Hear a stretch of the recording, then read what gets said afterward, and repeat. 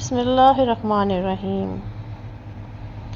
ہم حضرت عمر رضی اللہ عنہ کی خدمت میں بیٹھے ہوئے تھے کہ آپ نے پوچھا کہ فتنے سے متعلق رسول صلی اللہ علیہ وسلم کی کوئی حدیث تم میں سے کسی کو یاد ہے؟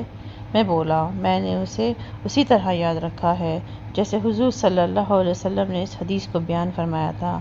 حضرت عمر رضی اللہ عنہ بولے کہ تم رسول خدا سے فتن کو معلوم کرنے میں بہت بے باک تھے۔ میں نے کہا کہ انسان کے گھر والے، مال، اولاد اور پڑوسی سب فتنہ کی چیز ہیں، اور نماز، روزہ، صدقہ، اچھی بات کے لیے لوگوں کو حکم کرنا اور بری باتوں سے روکنا ان فتنوں کا کفارہ ہے۔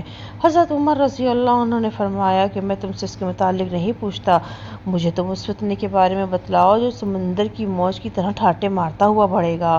اس پر میں نے کہا کہ یا امیر المومنین، آپ اس سے خوف نہ کھائیے، آپ کے اور فتنے کے درمیان ایک بند دروازہ ہے۔ پوچھا، کیا وہ دروازہ توڑ دیا جائے گا یا صرف کھولا جائے گا؟